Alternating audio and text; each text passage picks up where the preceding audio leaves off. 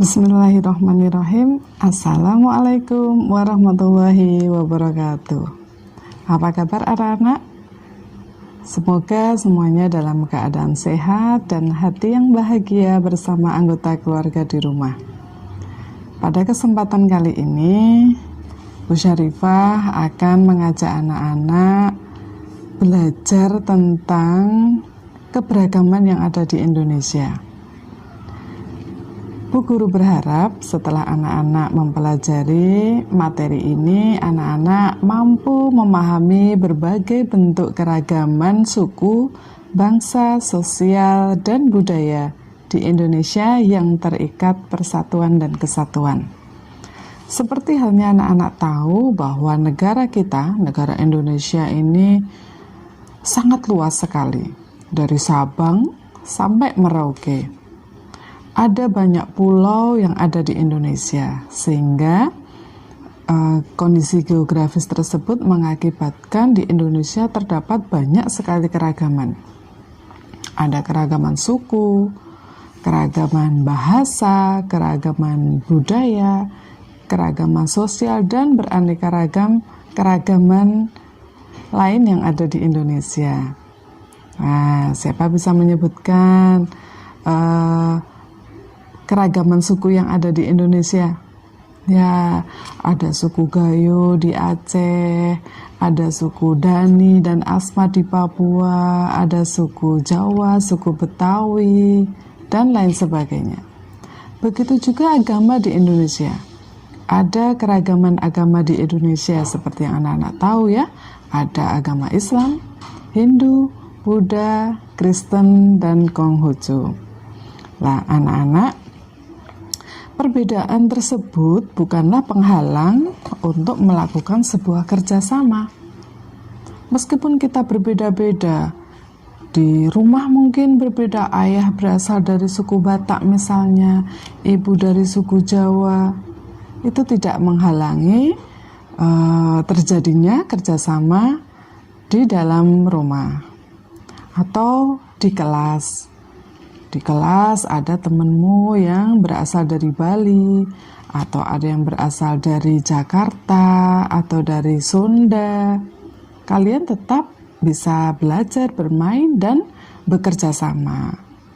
Nah, contoh-contohnya apa saja? Contoh kerjasama yang dapat kita lakukan. Misalnya, satu, kerja bakti. Anak-anak sering melihat di lingkungan rumahmu ya, ada kerja bakti, bapak-bapak dan pemuda dibantu sama ibu-ibu, bahkan anak-anak kecil pun juga ikut kerja bakti.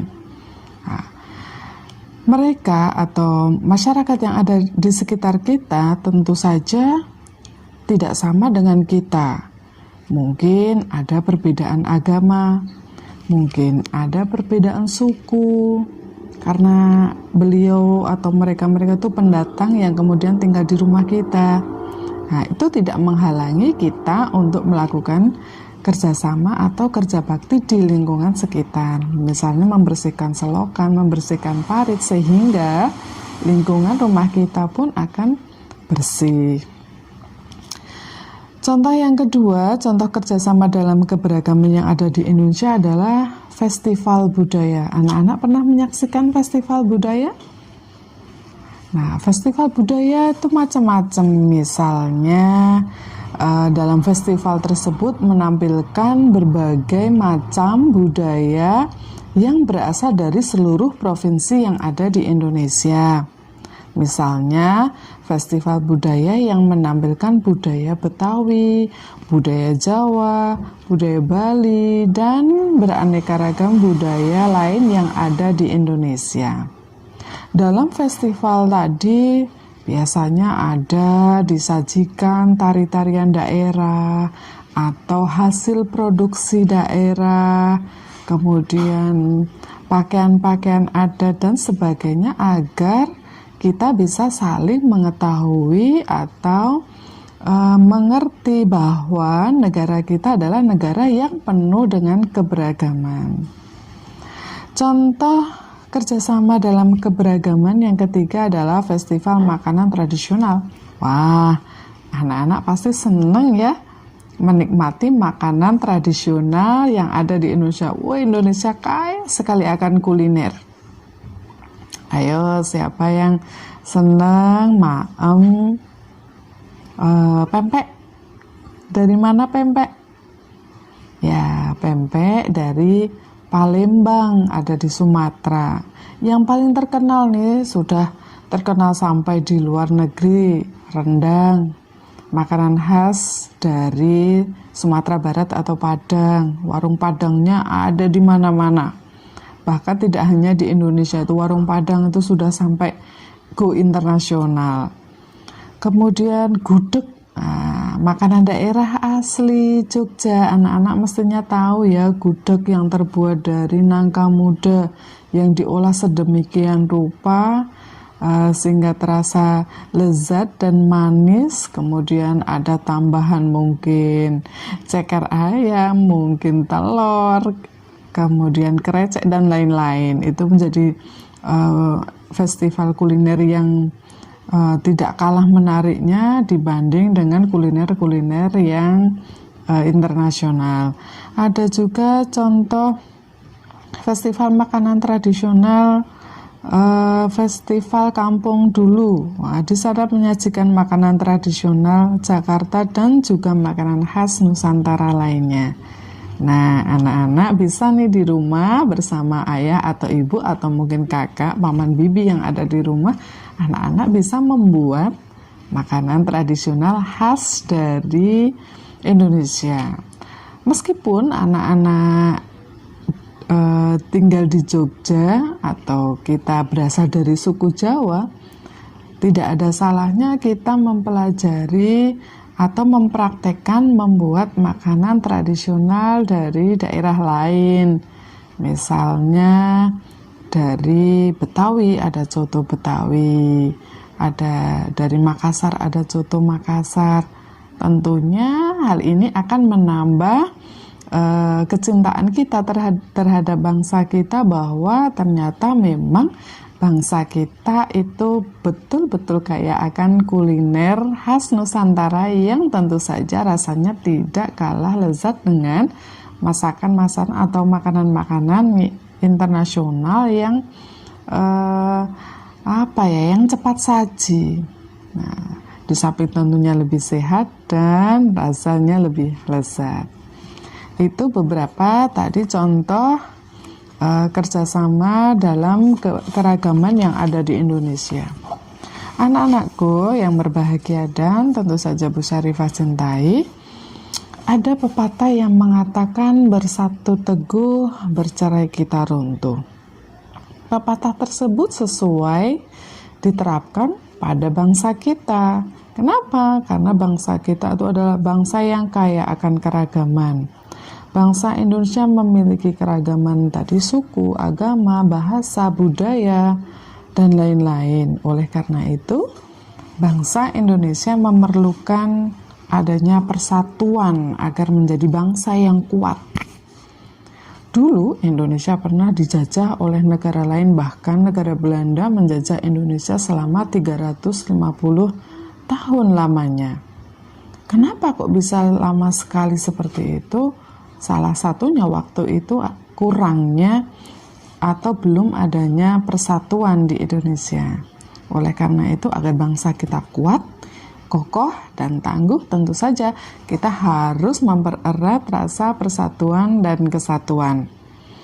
Sebagai rakyat Indonesia, tentunya kita harus memiliki sikap untuk menjaga persatuan dan kesatuan.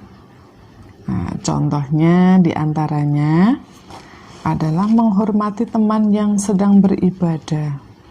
Anak-anakku, bahwa di Indonesia ada kurang lebih 5 agama yang hidup berdampingan. Mungkin ada tetangga sebelah rumahmu, depan rumahmu, atau di lingkungan sekitarmu yang beragama lain. Tentu saja kita harus saling menghormati teman yang sedang beribadah. Misalnya kita beragama Islam, kemudian tetangga kita atau temanmu di rumah beragama non-muslim sedang melaksanakan ibadahnya, tentu saja kita harus menghormati, tidak boleh mengganggu, bahkan juga tidak boleh memaksakan, wah agamaku nih yang paling benar, kamu ikut saja misalnya. Itu tentu saja tidak boleh seperti itu. Kita harus menghormati dan menghargai teman kita yang sedang menjalankan ibadahnya. Sikap yang lain dalam menjaga persatuan dan kesatuan diantaranya adalah tidak membeda-bedakan teman yang berbeda suku. Suku di Indonesia itu ada ratusan anak-anakku dari Sabang sampai Merauke. Kita tidak boleh membeda-bedakan. Kita dari suku Jawa tidak boleh merasa lebih unggul, merasa lebih pinter, atau merasa lebih intelek, atau merasa lebih hebat dibanding teman-teman kita yang berasal dari suku lain. Misalnya nih, teman bermainmu di rumah atau temanmu TPA di masjid, ada yang berasal dari Papua, kemudian kita ejek-ejek, tidak boleh.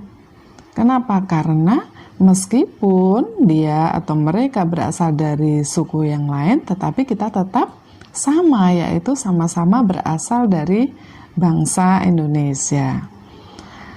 Yang ketiga, contoh sikap menjaga persatuan adalah menghormati teman yang sedang menyampaikan pendapat. Misalnya, temanmu sedang menyampaikan pendapat, atau anggota keluargamu, misalnya kakakmu sedang menyampaikan pendapat. Misalnya, ayah, ibu, besok libur kita jalan-jalan ke Parangtritis. Wah, kamu harus menghormati, tidak boleh langsung menjelek-jelekkan pendapatnya kakak. Misalnya karena kakak kamu pengennya jalan-jalan ke kebun binatang, wah nggak boleh memaksakan pendapatmu. Tidak boleh seperti itu. Semuanya harus kita hormati. Nah, yang berikutnya, contoh sikap menjaga persatuan dan kesatuan adalah meminta maaf jika kita melakukan kesalahan. Yang namanya melakukan kesalahan tentu kadang kita tidak sengaja. Misalnya nih, anak-anak sedang menyapu lantai, tiba-tiba gagang sapunya patah. Tentu saja kita harus mengakui dan meminta maaf kepada ibu misalnya, karena telah mematahkan gagang sapu. Atau misalnya tidak sengaja menumpahkan minuman kakakmu di rumah, atau tidak sengaja menyobekkan kertas temanmu di sekolah, ya harus segera minta maaf. Dan kalau teman kita sudah meminta maaf, tentu saja kita memaafkan. Betapa indahnya ya ketika kita berselisih dengan teman atau kita membuat kesalahan, kita meminta maaf dan kemudian diberi maaf, tentu saja akan tercipta atau terwujud hidup rukun yang lebih damai, sehingga persatuan dan kesatuan akan lebih mudah kita jaga. Contoh yang terakhir adalah menghormati keragaman budaya lain. Budaya orang lain betul-betul harus kita hormati. Kita ikut mempelajari, boleh kan? Boleh. Misalnya kita mempelajari tari pendet yang berasal dari Bali, atau mempelajari lagu kicir-kicir dari Betawi. Boleh saja kita mempelajari dan sekaligus menghormati keragaman budaya dari daerah lain. Nah, anak-anak, pelajaran kali ini berkaitan dengan keragaman budaya, kemudian keragaman suku, bangsa, sosial di Indonesia yang terikat dalam persatuan dan kesatuan telah Bu Syarifah sampaikan. Semoga anak-anak dapat menerima dan memahami apa yang Bu Syarifah sampaikan.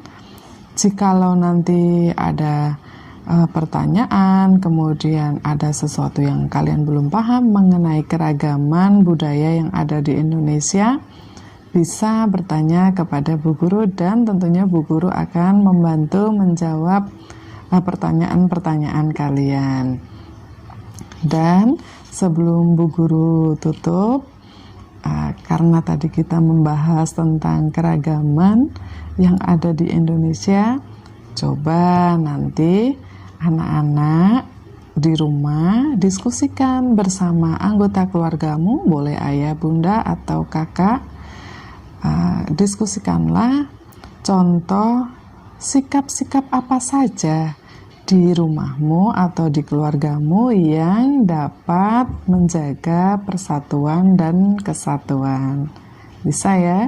Nanti silahkan didiskusikan. Jika ada kesulitan, nanti silahkan hubungi Bu Guru dan Bu Sarifah akan membantu menjawab. Demikian anak-anakku. Terima kasih atas perhatiannya. Wassalamualaikum warahmatullahi wabarakatuh.